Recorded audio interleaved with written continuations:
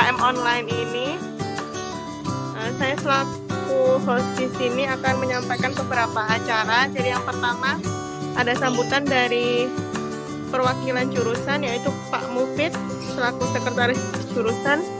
Kemudian sambutan dari Bu Titi selaku ketua PKK daerah Poscentre. Kemudian selanjutnya ada pengantar dari judul PKM sabun padat, dilanjutkan pengantar dari judul PKM sabun cair, selanjutnya pengantar judul PKM hand sanitizer, dilanjutkan dengan yogurt, pupuk vokasi, dan pengujian formalin. Kemudian terakhir penutup. Mungkin untuk mempersingkat waktu, saya persilakan Pak Mufid selaku sekretaris jurusan untuk memberikan sambutannya. Monggo Pak Mufid. Bismillahirrahmanirrahim. Terima kasih Mbak Isna. Assalamualaikum warahmatullahi wabarakatuh. Waalaikumsalam warahmatullahi wabarakatuh. Alhamdulillahirabbil alamin. Pada siang hari ini kita diberi kesempatan untuk bisa ketemu secara online dalam kegiatan pengabdian kepada masyarakat dari jurusan Teknik Kimia Politeknik Negeri Malang. Terima kasih kepada Ibu, siapa tadi? Ibu Titi nggih? Bu Titi. Oh ya. Oke. Terima kasih kepada Ibu Titi sebagai perwakilan dari PKK Poscentre RT 01 dan RW 01 ya. Pasuruan nggih Bu nggih. Pasuruan yang sudah sudi mengikuti acara ini. Dan sekaligus terima kasih kepada ibu-ibu PKK yang sudah sudi juga berkenan menerima tim dari Politeknik Negeri Malang jurusan Teknik Kimia dalam rangka untuk pengabdian kepada masyarakat. Yang sebetulnya pada saat kita membuat program ini dulu kita nggak kepikiran akan melakukannya secara online, tapi kita pengennya terjun langsung ya, memberi contoh dalam proses pembuatan tadi yang disebutkan oleh Mbak Isna tadi. Tapi dalam perjalanan ternyata ada wabah sehingga terpaksa PKM-nya harus tetap jalan ya, sehingga harus dilaksanakan secara online, sehingga nanti mungkin yang disampaikan kepada ibu-ibu nanti panduan ya dalam bentuk videonya, mungkin dalam bentuk buku pedomannya, dan juga dalam bentuk mungkin produknya gitu ya. Harapannya panduan video dan produk itu bisa ya nanti bisa menjadi bahan untuk dipelajari gitu ya. Ya nanti kalau memang ada kendala dalam hal proses pembuatan, saya kira tim PKM dari jurusan Teknik Kimia juga siap untuk menghandle ya, untuk membantu dalam rangka untuk melaksanakannya di waktu-waktu yang datang ketika pembuatan itu mungkin langsung mau dilakukan oleh ibu-ibu PKK di Poscentre ini. Tapi untuk saat ini karena COVID, sehingga yang bisa kami lakukan hanya dalam bentuk penjelasan singkat gitu ya.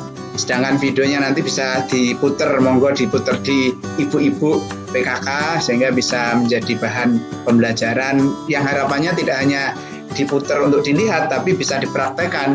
Jadi ibu-ibu PKK nanti bisa mengikuti penjelasan itu dengan menyiapkan ya bahan-bahannya, kemudian melakukan secara langsung. Nah, nanti kalau memang ada hal-hal yang kiranya perlu ditanyakan bisa kontak kepada yang bertanggung jawab, barangkali Mbak Nina ya, bisa dikontak, atau yang lain yang hadir di forum ini saya kira bisa dimintai untuk bantuannya. Jadi sekali lagi terima kasih, dan moga-moga ini bukan yang pertama Bu Titi. Barangkali di kesempatan yang lain ketika tidak ada wabah lagi kita bisa betul-betul melakukan PKM langsung ya, bukan online tapi langsung di tempat, sehingga kita bisa mengajarkan langsung apa yang menjadi tujuan kita. Sekali lagi terima kasih sudah sudi menjadi tempat untuk PKM dari kami jurusan Teknik Kimia Politeknik Negeri Malang. Moga-moga yang kita sampaikan walaupun dalam kondisi seperti sekarang ini bisa ada yang diambil manfaatnya. Barangkali itu yang bisa saya sampaikan. Sekali lagi terima kasih dan mohon maaf kita terpaksa juga tidak bisa ikut mendampingi tim ke Posjentre karena memang ada keterbatasan, ada protokol, tidak boleh ada kerumunan banyak orang, sehingga dari jurusan teknik kimia hanya diwakili oleh 5 orang kalau nggak salah ya, 5 orang ya Mbak Isna ya, 5 orang, 3 dosen dan 2 mahasiswa gitu ya, dalam rangka untuk silaturahim ke Posjentre. Moga-moga di kesempatan yang lain tim Politeknik jurusan teknik kimia bisa hadir langsung ya untuk silaturahim dengan ibu-ibu PKK di Posjentre. Demikian, mohon maaf kalau ada salah kata. Sekian, assalamualaikum warahmatullahi wabarakatuh. Dan terima kasih kepada tim yang sudah repot-repot ya menyiapkan segala hal, videonya, bukunya, dan juga apalagi yang datang langsung ke Posjentre.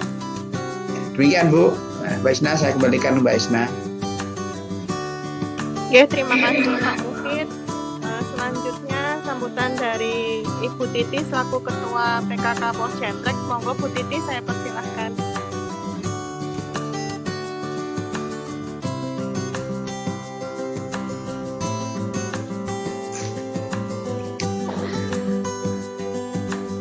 Suaranya Kurang dekat mungkin.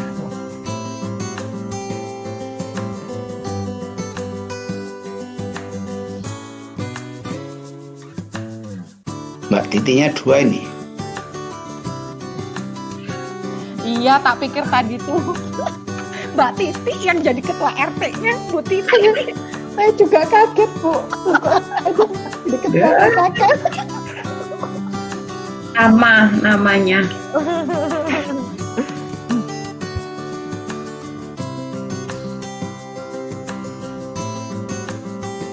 Kendala apa Mbak Isna itu?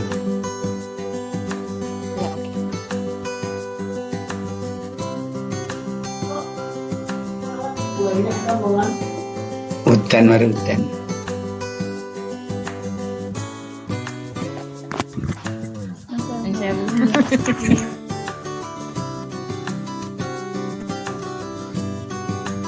lagi nih.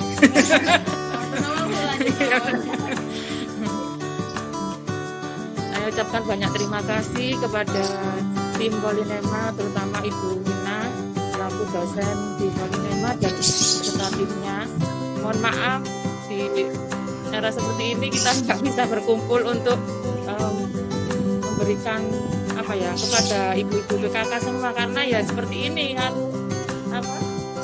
masa pandemi seperti ini. Ya mohon maaf sekali, mungkin cuma perwakilan saya aja yang bisa nanti saya sampaikan kepada ibu-ibu tim PKK kami, dan saya minta bantuan Ibu Ninan juga nanti untuk di tim perumahan ya Bu ya, karena terus terang di RT kami itu terbagi 3 wilayah Pak.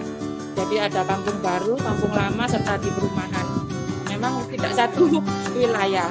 Jadi nanti mungkin saya juga minta bantuan Ibu Nina untuk wilayah di perumahan, dan serta ibu-ibu yang lain nanti mungkin akan saya tunggu di wilayah kami.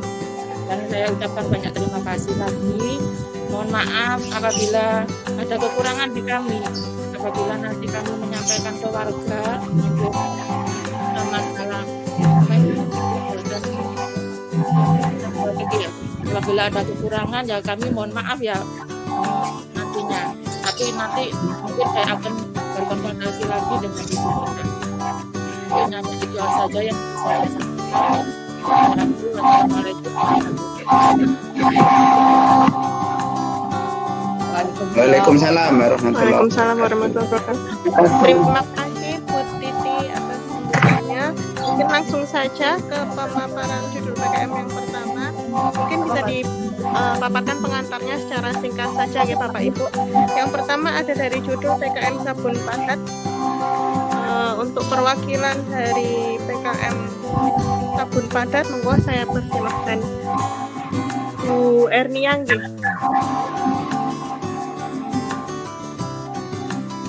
Nggih.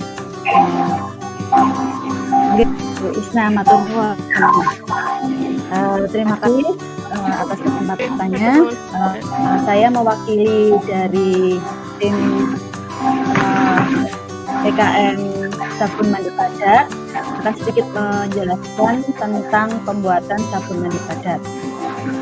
Saya share file sebentar ya.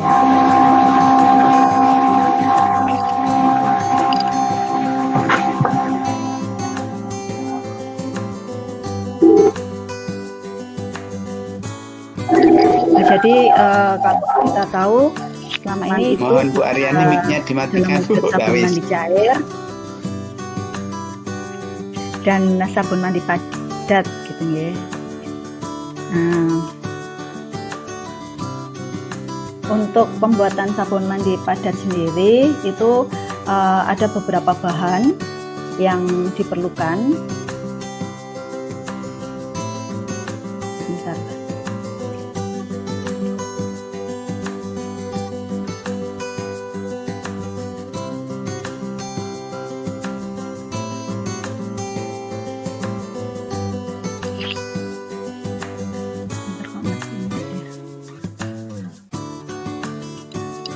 Jadi untuk bahan-bahannya sendiri ada minyak goreng ya sebagai bahan baku utama, kemudian ada asam stearat. Biasanya asam stearat ini digunakan untuk memadatkan daripada pembuatan sabun mandi padat seperti itu. Kemudian ada gliserin yang biasanya digunakan untuk pelembut sebagai pelembut. Kemudian ada gula, kemudian alkohol. Karena kita akan mereaksikan minyak goreng dengan alkohol. Bahan-bahan tersebut sebetulnya bisa kita peroleh dari toko bahan kimia ya biasanya. Mungkin kalau di Pasuruan saya kurang tahu di mana, tapi mungkin dari tim Bu Nina tadi sudah membawakan contoh bahan baku dan produknya gitu ya. Kemudian untuk pembuatannya sendiri itu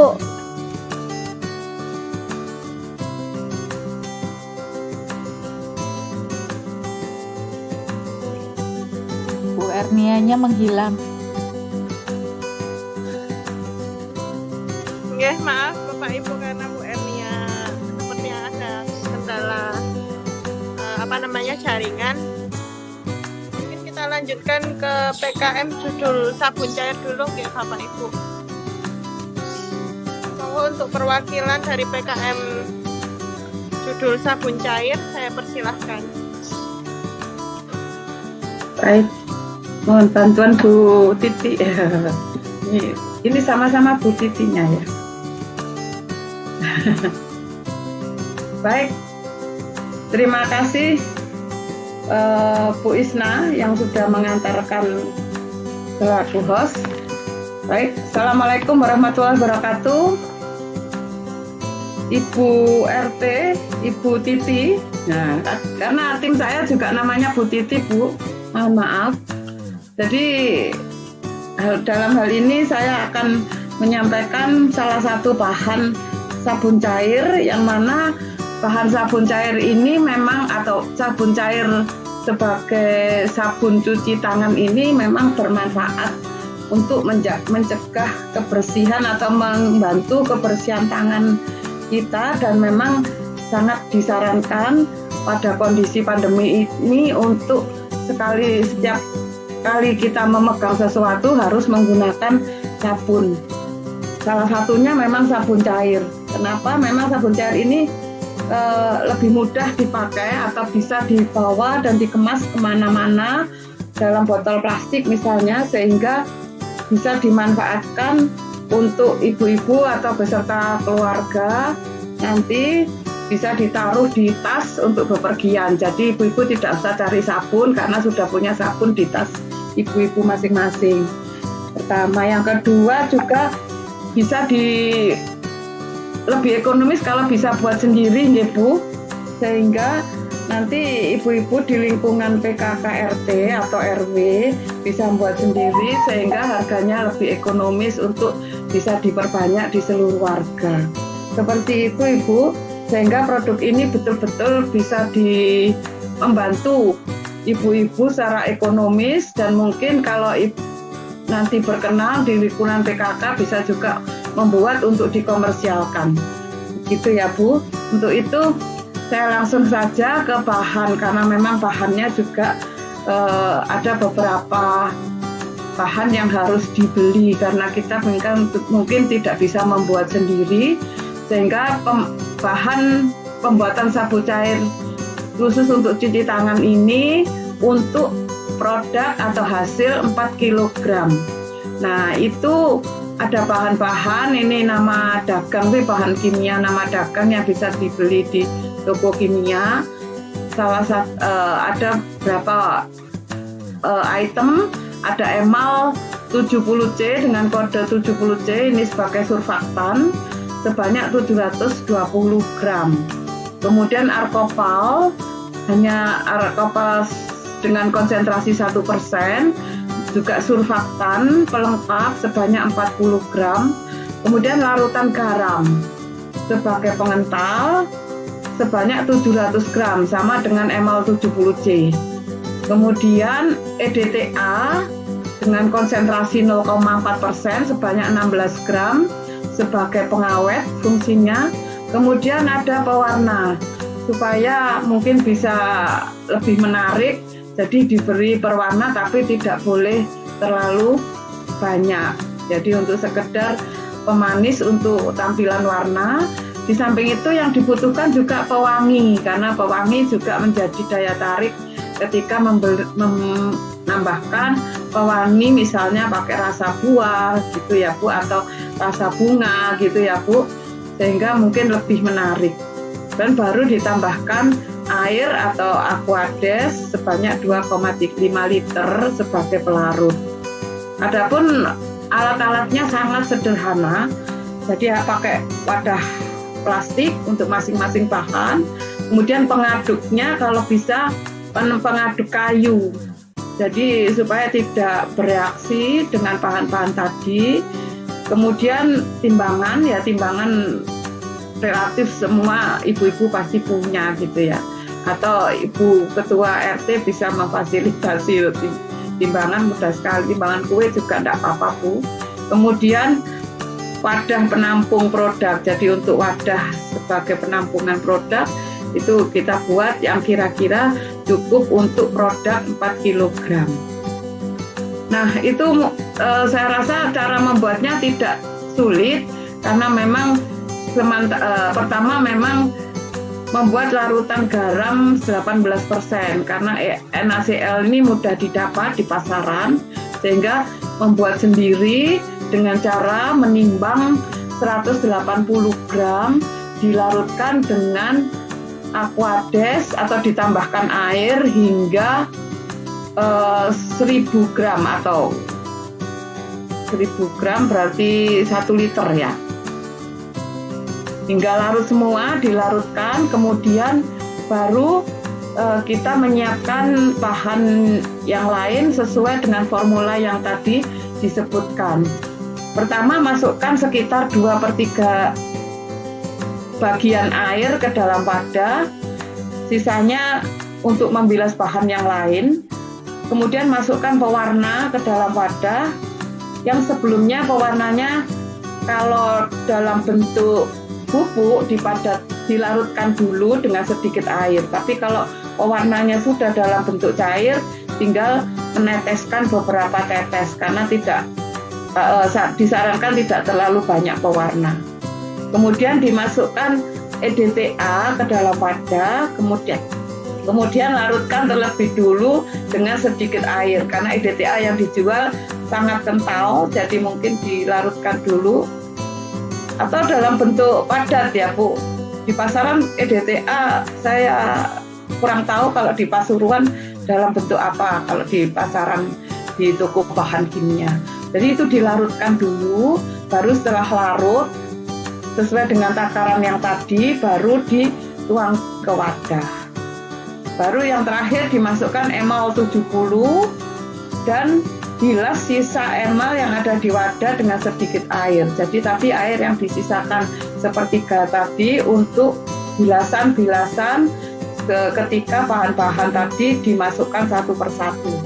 Kemudian setelah larut baru setelah semuanya dimasukkan, masih ada arkopal ya. Arkopal juga seperti itu.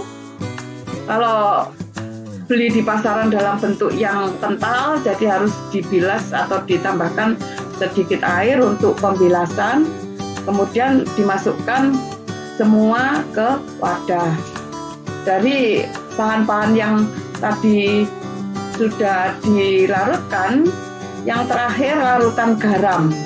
Secara perlahan yang sudah dilarutkan di awal tadi, aduk hingga terbentuk larutan kental.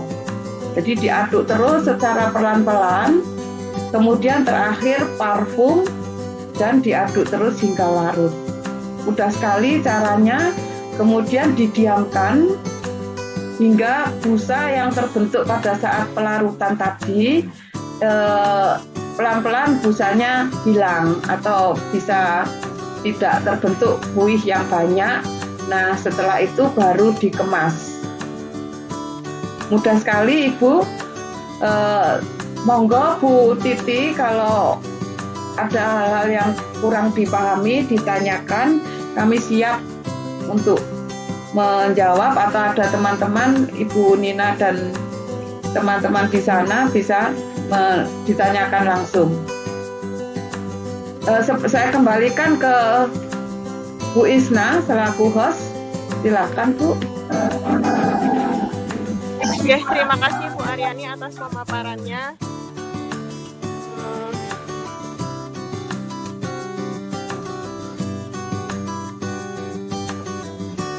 Ini Bu, karena Bu Ernia sudah bergabung, mungkin Bu Ernia bisa melanjutkan pemaparannya dulu untuk yang sabun padat itu. Nggih, Bu Ernia. matur nuwun Bu Isna. Mohon maaf Bapak Ibu tadi sempat terputus karena kendala sinyal. Jadi saya lanjutkan nggih. Nah, yang tadi, jadi untuk pembuatan sabun mandi padat itu tadi seperti sempat saya sampaikan bahwa untuk pembuatan sabun mandi padat sendiri itu ada beberapa bahan yang digunakan. Yang pertama adalah minyak goreng, ya. Tentunya kalau minyak goreng ibu-ibu PKK tentunya sudah sering menggunakan, ya. Kemudian ada NaOH teknis, alkohol, kemudian ada asam stearat, ada gula pasir, dan aquades, kemudian ada gliserin, biasanya digunakan untuk pelembut. Bahan-bahan ini sebetulnya mungkin kurang familiar ya kalau buat ibu-ibu PKK, cuman bisa didapatkan di toko-toko bahan kimia seperti itu. Mungkin dari pihak tim dari PKM sendiri sudah menyertakan contoh produk dan bahan bakunya, nanti bisa untuk dipraktekkan ya. Kemudian untuk peralatan pembuatannya itu kalau yang di Campur Mandi Modul itu memang peralatannya untuk skala laboratorium, jadi menggunakan peralatan-peralatan yang digunakan di laboratorium, tetapi pada pelaksanaannya bisa disesuaikan ya, dengan peralatan yang seadanya di rumah masing-masing gitu ya, supaya ibu-ibu PKK juga bisa membuat sabun mandi padat ini sendiri gitu ya. Ada pemanas atau kita biasanya di lab menggunakan hot plate, kemudian pengaduk ya, bisa menggunakan apapun yang digunakan untuk mengaduk. Kemudian ada menggunakan wadah ya, beker gelas kalau kami di lab. Kemudian termometer untuk mengukur suhunya. Jadi karena di sini menggunakan pemanas yang digunakan untuk melarutkan bahan pada suhu 60 sampai 75, maka kita perlu menggunakan termometer untuk mengetahui suhu dari larutan yang dipanaskan tadi, seperti itu. Kemudian kalau neraca digital atau timbangan bisa digunakan timbangan kue gitu ya, bisa terserah timbangan. Sekarang kan banyak timbangan digital yang untuk digunakan untuk kue itu ya Bu ya. Kemudian untuk cara pembuatannya, yang pertama adalah melelehkan asam stearat sampai menjadi cairan bening dengan cara pemanasan. Jadi asam stearatnya tadi dilelehkan dengan cara pemanasan. Kemudian di wadah yang berbeda kita membuat larutan gula dengan larutkan gula dengan air. Kemudian membuat larutan NaOH, jadi NaOH sebanyak 36 gram dilarutkan dalam 100 ml air. Kemudian di wadah yang terpisah kita memanaskan minyak sampai suhu 60 derajat. Setelah tercapai suhu 60 derajat, kita tambahkan NaOH, larutan NaOH yang sudah kita siapkan tadi. Kemudian tetap dipanaskan dengan suhu antara 60 sampai 75 derajat sambil diaduk-aduk. Setelah itu ditambahkan asam stearat sedikit demi sedikit pada suhu 60 sampai 75 tersebut dan diaduk-aduk hingga rata. Kemudian setelah asam stearatnya sudah rata gitu ya, kemudian larutan tadi diangkat dari pemanas dan dibiarkan pada suhu 55 derajat Celcius. Kemudian baru ditambahkan alkohol. Nah, setelah ditambahkan alkohol, kita aduk-aduk kembali, kemudian dipanaskan kembali hingga suhu 60 derajat. Lalu ditambahkan gliserin dan diaduk-aduk kembali. Nah, gliserin ini di sini sebagai pelembut ya, Bu. Jadi kalau biasanya sabun mandi itu kita akan merasakan busanya itu lembut. Nah, itu didapatkan dari penambahan gliserin. Kemudian ditambahkan larutan gula sedikit demi sedikit sambil diaduk terus kurang lebih selama 30 menit. Setelah 30 menit kita bisa mematikan pemanasnya tadi, kemudian dituang ke dalam cetakan. Cetakannya boleh dibuat macam-macam ya, mau bentuk bunga, mau bentuk apapun gitu ya, supaya nanti tampilan dari sabun mandi padat yang kita buat itu bisa lebih cantik gitu ya. Atau mungkin ibu-ibu ingin menambahkan pengharum, itu bisa ditambahkan sebelum pemanasannya tadi selama 30 menit, kita tambahkan dulu pengharumnya gitu ya, bisa didapatkan di toko-toko bahan kimia supaya nanti sabun mandi padatnya bisa wangi gitu ya. Nah, setelah dituang ke dalam cetakan, kemudian apabila ada busa atau endapan kita ambil supaya nanti tampilannya juga cantik sabun mandinya.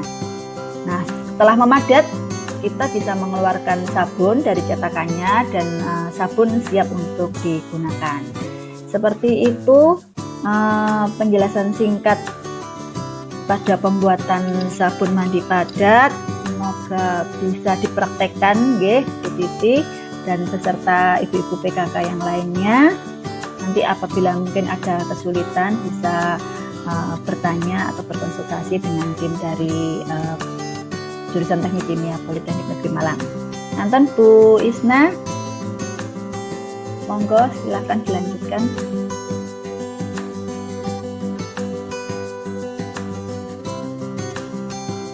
Oke, terima kasih Bu Ara atas pemaparannya. Mungkin karena memang tidak ada sesi tanya jawab, jadi jika ada dari Bu Titi atau dari Ibu PKK ada yang ingin bertanya bisa menghubungi Bu Nina gitu mungkin ya, agar bisa disampaikan ke anggota PKM lainnya. Baik, untuk selanjutnya adalah pemaparan dari judul PKM Hand Sanitizer. Untuk perwakilan dari PKM judul Hand Sanitizer, monggo saya persilahkan. Baik, terima kasih Bu Isna. Mungkin akan saya presentasikan sebentar.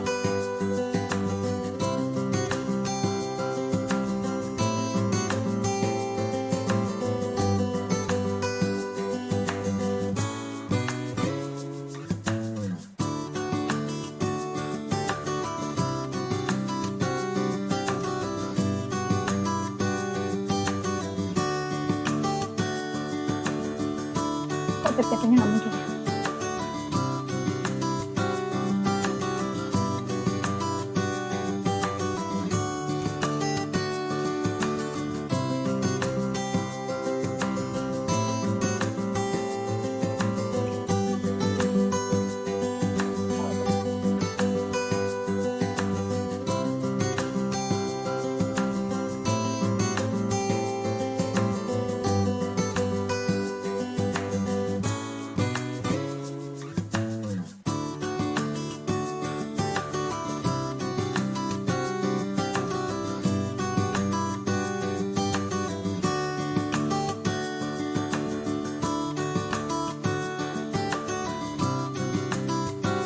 PPT saya sudah muncul ya, Mbak? Sudah, Bu. Sudah. Baik, terima kasih atas kesempatannya. Di sini saya sebagai perwakilan dari tim PKM untuk bimbingan teknis pembuatan hand sanitizer, antiseptik gel untuk anggota PKK RT RW 01 Pujentrek Pasuruan. Di sini saya akan menjelaskan bagaimana tahapan membuat hand sanitizer. Mungkin ibu-ibu PKK nanti bisa menyediakan bahan-bahan, yaitu pertama ada alkohol 96%. Biasanya ini untuk pembuatan 1 liter hand sanitizer itu bisa menggunakan alkohol 96% sebanyak 833 ml.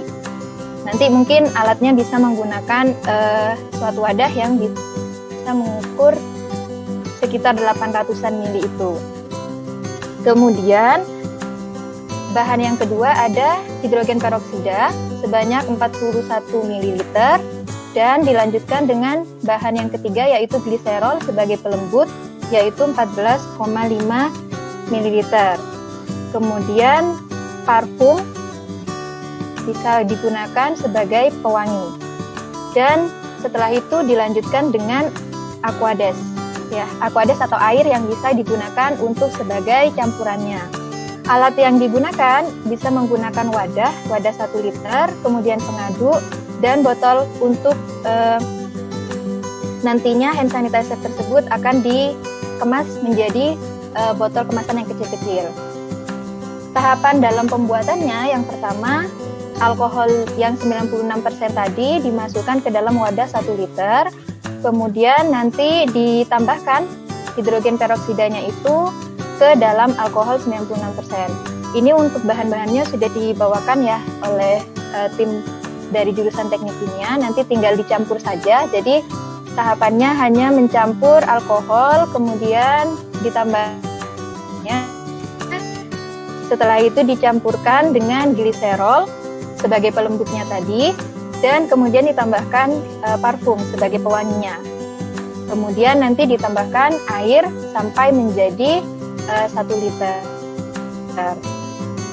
Itu diaduk semua, campuran tersebut diaduk semua hingga merata. Kemudian kalau sudah diaduk, hand sanitizer siap digunakan. Kalau misalkan ingin hand sanitizer dalam bentuk yang gel atau agak kental seperti itu, nanti ada suatu bahan yang ditambahkan sebenarnya, yaitu bahan pengental. Tetapi kalau misalkan hanya ingin hand sanitizer saja untuk membunuh bakteri dan kuman, itu hanya cukup di tahapan ini dengan bahan tanpa pengental seperti itu. Mungkin itu yang bisa saya sampaikan. Selanjutnya saya serahkan kembali ke Bu Isna. Baik, terima kasih Bu Cucu atas pemaparannya. Selanjutnya ada pemaparan dari PKM judul yogurt yang akan dibawakan oleh Bu Yanti Marianti. Monggo Bu Yanti Marianti, saya persilahkan.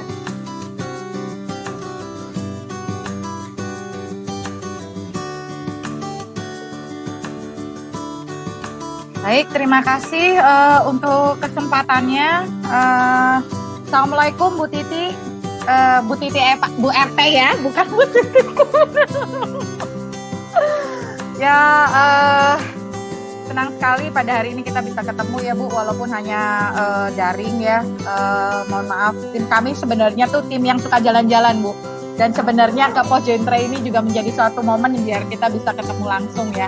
Tapi karena kondisi ya, jadi kita tidak bisa. Baik Bu, tadi teman-teman saya sudah bercerita mengenai ini ya Bu, bagaimana menghadapi pandemi ini dengan membuat sabun sendiri dan hand sanitizer ya. Kalau untuk tim saya, tim kami ini bagaimana menjaga daya tahan tubuh kita Bu terhadap gempuran dari virus COVID-19 ini ya Bu. Tapi tidak hanya virus ini, saya pikir dengan kita mengkonsumsi yogurt ya, itu juga membantu sistem pencernaan kita ya, sehingga kekebalan tubuh kita itu bisa lebih baik. yogurt ini manfaatnya dia mengandung probiotik ya Bu ya. Probiotik yang sebenarnya ada tren saat ini untuk proses pengobatan atau pencegahan COVID-19 ini banyak sekali dengan memanfaatkan probiotik ya, dan itu sudah ya insya Allah sudah ada beberapa bukti yang bisa bertahan dari COVID ini dengan kita mengkonsumsi produk-produk probiotik. Mungkin kalau yang lain-lain agak mahal ya Bu ya, nah kita buat sendiri Bu dengan membuat yogurt ya. Yogurt ini manfaatnya seperti ini sudah kelihatan ya PPT-nya? Sudah Bu. Ya sudah ya, jadi manfaatnya ya Sudah, Bu, makasih. Manfaatnya selain menurunkan tekanan darah, dia juga sumber protein yang baik dan menurunkan berat badan. Mungkin ini kalau untuk ibu-ibu menyenangkan ini Bu ya, jadi bisa dipromosikan dan bisa dibuat lah Bu, daripada susah-susah. Selain kita dapat kesehatan dan kita juga bisa berefek ke adanya membantu proses penurunan berat badan. Kemudian manfaat lainnya yang tadi seperti yang saya sebutkan bahwa bisa memperkuat sistem imun ya, dan sebagai sumber mineral dan vitamin. Nah, untuk bahannya Bu, di sini ada susu sapi, kemudian starter yogurt sama susu skim dan gula. Sebenarnya untuk yogurtnya sendiri itu kita hanya butuh susu sapi dan starter yogurt Bu. Starter yogurt itu sudah kami bawakan ya. Kami bawakan di situ ada susu murni, kemudian ada plain yogurt ya. Jadi yogurt yang belum dikasih apa-apa Bu. Dan bibit yogurtnya. Mohon maaf kemarin saya kelupaan untuk membawakan susu skim. Intinya sebenarnya kalau hanya untuk membuat yogurt saja kita hanya butuh susu sapi dan butuh starter yogurtnya. Kalau untuk susu skim ini digunakan kalau kita mau memperbanyak bibit yogurtnya. Kalau gula ini Bu hanya untuk menambah rasa saja karena masyarakat kita tidak terbiasa ya meminum yogurt plain atau kan rasanya asam. Jadi gula ini digunakan untuk mengurangi rasa asam yang memang dihasilkan atau diproduksi oleh Lactobacillus bulgaricus dan Streptococcus thermophilus sebagai starter dari yogurt ini. Untuk cara pembuatannya sangat sederhana ya Bu ya, dan alat-alatnya nggak alat-alat yang aneh-aneh.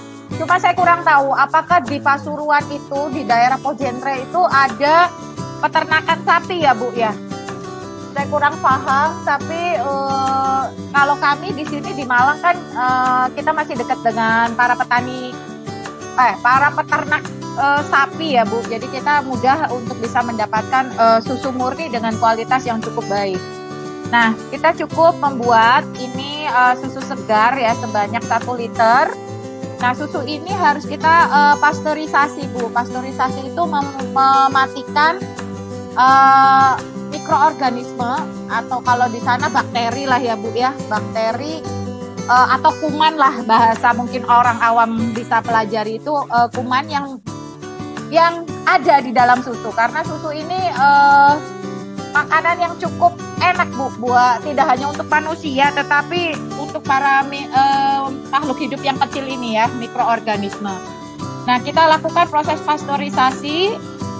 Ibu bisa menyediakan 2 buah panci dengan ukuran yang berbeda, di mana ukuran yang paling besar itu diisi air biasa, kemudian baru kita masukkan panci yang di ukuran kecil. Nah, susunya itu kita masukkan ke dalam panci yang kecil ya Bu. Akan lebih baik tidak langsung kita panaskan di kompornya, karena dia bisa rusak kalau kita apinya terlalu panas, sehingga kita menggunakan penangas air. Penangas air itu dengan itu tekniknya ada 2 panci yang ukuran besar kita isi air, tidak perlu penuh Bu, disesuaikan saja sehingga pada waktu kita memasukkan panci kedua dan yang berisi susu itu tidak sampai meluber ya Bu ya, karena nanti pada proses pemanasan dia nanti akan kayak blekutuk gitu loh Bu. Kalau terlalu banyak airnya, air dari pemanas itu nanti akan masuk ke dalam susunya. Nah, itu nanti hasilnya juga kurang baik. suhunya itu sekitar 85 sampai 90 derajat Celcius. Pak, nah ini tuh saya juga nantilah mungkin bisa dibawakan atau dipinjamkan ya. Termometernya itu sebenarnya kalau di Malang murah Bu harganya. Termometer biasa itu kurang lebih 10 sampai 15 ribu. Cuma kemarin tidak sempat saya bawakan ya. Itu bisa nanti dipakai, atau kalau misalnya Ibu yakin sampai air penangasnya itu mendidih aja Bu, mendidih sebagai ancar-ancar ya Bu. Kalau memang tidak ada tidak ada termometer, sampai dia benar-benar mendidih, kemudian yang di bagian dalam susunya juga sudah cukup panas, tapi dia tidak suhu 85 sampai 90 ini tidak sampai mendidih sekali Bu, tidak seperti airnya ini loh, airnya yang berkutuk-berkutuk itu loh Bu, enggak sampai seperti itu, tetapi indikatornya bisa pada saat air penangasnya itu berkutuk-berkutuk itu jalankan sampai 5 menit ya Bu. Setelah 5 menit baru nanti kita keluarkan, kita dinginkan. Nah, dinginkan itu harapannya jangan terbuka panci yang berisi susunya. Agak tertutup saja, tapi juga jangan tertutup rapat, karena nanti uap yang ada itu akan balik lagi ke susu. Nah, itu bisa menyebabkan basi. Jadi boleh, atau nanti panci yang berisi air panasnya itu diganti dengan air dingin ya Bu. Air dingin sampai kita merasakan bahwa susu yang di dalam panci itu hangat-hangat kuku Bu. Hangat-hangat kuku, tapi harapannya sih kuku kita nggak perlu masuk ya Bu ya, nanti takutnya kotor malah rusak itunya. Kalau bisa ya menggunakan termometer itu dengan skala 42 sampai 45 derajat Celcius. Nah, untuk starternya, yogurtnya itu kita tambahkan 2% sampai 5%. Kalau yang kami bawakan itu yang botol kecil ya Bu. Yang botol kecil itu adalah bibitnya. 2% sampai 5% itu berarti kalau 1 liter itu kurang lebih 2 mili ya. Seperti itu Bu. 2 sampai 5 mili. Itu bolehlah Bu pakai gelas ukur, boleh gelas yang biasa kalau mau mengukur santan atau apa, atau kalau mau punya anak kecil boleh pakai botol susunya anak-anak, itu kan ada ukurannya. Nah, bisa digunakan itu, kemudian langsung ditambahkan saja. Setelah ditambahkan, terus ditutup rapat dan dibiarkan selama 16 jam. Ini dalam ruangan terbuka ya Bu, maksudnya itu tidak perlu dimasukkan ke dalam kulkas. Di dapur aja misalnya, atau di meja itu boleh selama kurang lebih 16 sampai 18 jam. Ya, 16 ini sudah cukup lah dia ini kan. Nah, itu sudah jadi Bu, sudah bisa dipakai. Kalau pengen manis ya boleh, dari volume itu kita tambahkan paling tidak air 1:1. Itu 1:1 atau 1:1. Paling tidak 1:1 lah. Terus boleh kita tambahkan gula. Kurang lebih 100 gram ya Bu, hanya untuk, tapi gulanya ini harus dicairkan dulu. Harus dicairkan, baru kita tambahkan. Tapi itu selera. Mau manis sekali ya boleh, tapi jangan terlalu banyak Bu. Jadi karena kalau terlalu banyak, manfaatnya dari yogurt ini takutnya tidak maksimal. Harapannya kan salah satunya tadi untuk menurunkan berat badan. Kalau gulanya kebanyakan ya malah tambah ya Bu ya, menambah penyakit yang lain. Jadi ya cukuplah tidak terlalu ini, karena flavor asamnya itu harus tetap muncul. Ini untuk pembuatan yogurtnya. Nah, kalau yang ini adalah pembuatan biakannya. Biakannya itu sebenarnya prosesnya sama dengan pembuatan yogurt, tetapi harus ada penambahan penambahan susu skim sebesar 5%, 3 sampai 5% ya Bu. Jadi boleh ditimbang ya, boleh ditimbang atau tadi diukur saja dengan volume kayak gitu ya. Sebenarnya sih ditimbang lah Bu, atau kalau memang bingung ya mungkin sekitar berapa ya, mungkin 1 sendok ini ya, 1 sendok makan lah susu skimnya ya, itu boleh ditambahkan, dan prosesnya sama, tetap sama, difermentasikan selama 16 sampai 18 jam. Bedanya kalau untuk yang bibit ini itu dia akan lebih kental dibandingkan dengan yang tadi, yang tanpa penambahan susu skim. Nah, Ibu bisa mengembangkan ini ya. Jadi bibitnya ini terus dikembangkan terus ya Bu. Tidak perlu harus beli lagi. Selama Ibu rajin mengembangkan itu sudah cukup. Misalnya seminggu sekali dikembangkan gitu kan. Terus buatnya tidak perlu 1 liter. Mungkin 100 ml saja boleh. Atau pas Ibu bikin yogurt 1 liter dikurangi sedikit nanti untuk mengembangkan bibitnya. Seperti itu Bu. Dan saya pikir untuk yogurt ini menjadi bisa salah satu produk yang bisa dijual Bu. Untuk yang saya bawakan itu untuk yogurt plain itu yang ukuran 500 ml itu kurang lebih bisa dihargai 13.500 sampai 15.000. Apalagi kalau Ibu misalnya mengencerkan, ditambahin air lagi, air yang sudah matang, itu misalnya 1:1 volumenya jadi 1 liter.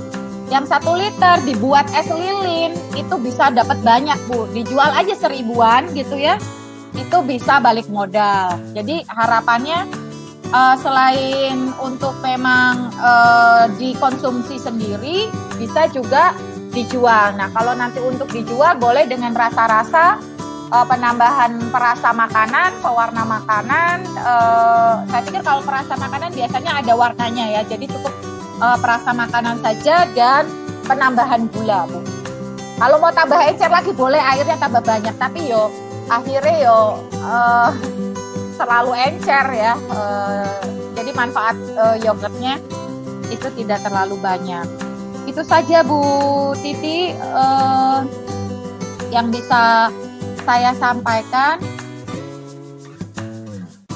Semoga pemaparan ini bisa bermanfaat ya Bu, dan bisa mudah-mudahan sih kami berharap bahwa tim PKK di Posjentre ini bisa membuat ya itu tadi kan sudah kita bawakan ya, dalam susunya mohon maaf itu kan dalam bentuk es batu ya Bu, karena memang kita belinya semalam. Itu bisa Ibu cairkan dulu, langsung boleh dipanaskan seperti tadi.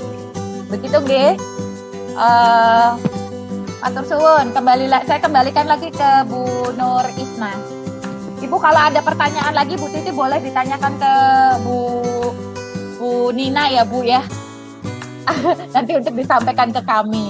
Kalau bisa ya Ibu bikin produknya terus kita rasakan gitu ya Bu ya. Salah ya Bu. Itu sebagai bukti. Kalau misalnya saya makan yogurtnya Ibu tidak sakit perut, berarti Ibu kerjanya udah benar. Kalau misalnya saya sakit perut, berarti harus diulang. Itu saja, terima kasih. Monggo Mbak Isna, saya kembalikan. Oke, terima kasih Bu Yanti atas pemaparannya. Selanjutnya pemaparan tentang pupuk PKM dengan judul pupuk vokasi yang akan diwakilkan oleh Bu Sabrina. Kepada Bu Sabrina saya persilahkan. Ibu Sabrina nanti secara live. Oh baik. Karena di sini untuk yang pengantar pupuk vokasi dan pengujian formalin akan dipaparkan oleh Bu Nina dan Bu Sabrina secara langsung kepada Ibu Ketua PKK. Mungkin untuk PKM sesi online-nya bisa kami akhiri ya Bu Nina. Masih ada formalin Bu Nur Isna ini. Oh formalin? Ya. Formalin Bu Nina? Iya, akan saya wakilkan karena berhubung Pak Ahmad dengan Ibu Dia Ratna ada berhalangan untuk hadir, jadi diwakilkan oleh saya. Jadi begini Bu Titi, kalau untuk yang pengujian makanan yang mengandung formalin, dari contoh di modul sudah ada. Cuman biasanya untuk pengujiannya itu boleh menggunakan bahan alam seperti buah naga Bu, tapi yang berwarna merah, yang mengandung warna jangan yang putih, nanti ininya nggak kelihatan. Sama boleh menggunakan larutan KMN4, larutan permanganan. Nah, nanti kalau misalnya ada suatu bahan makanan yang dikhawatirkan mengandung formalin Bu, nanti tolong pakai kalau yang organik tadi pakai buah naga. Jika terjadi perubahan warna, berarti bahan makanan tersebut mengandung formalin.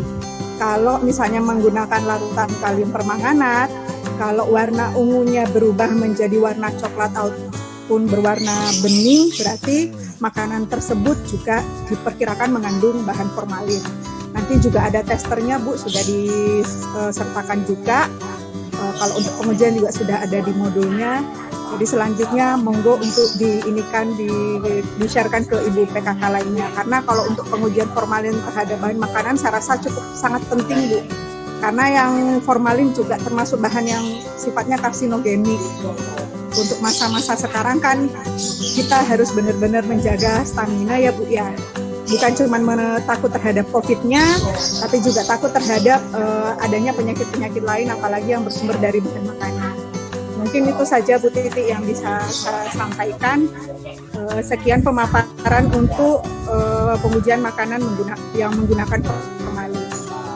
Terima kasih Bu Titi. Assalamualaikum warahmatullahi wabarakatuh. Saya kembalikan ke Bu Nur Isna. Baik. Terima kasih Bu Nina atas pemaparan dari PKM dengan judul pengujian formalin ya. Untuk acara selanjutnya adalah penyerahan produk yang sudah dibuat oleh seluruh anggota PKM dari Politeknik Malang kepada Bu Titi selaku Ketua PKK Poscentrek. Mungkin untuk online-nya sudah bisa ditutup ya Bu Nina. Foto dulu.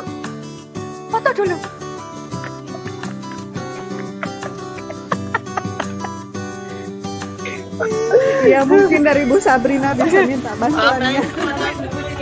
Dipoto dulu ya Bu ya.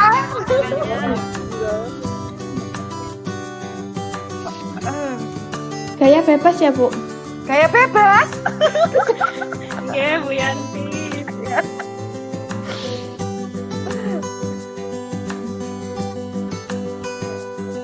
Sudah belum? Kok gak kerasa?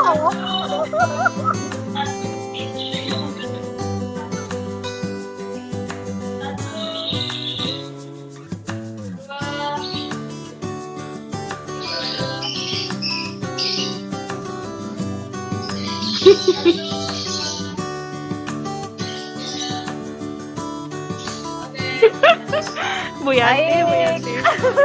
Terima kasih Bu Titi ya Bu. Oke, baik Bapak Ibu. Bu Titi yang satunya juga.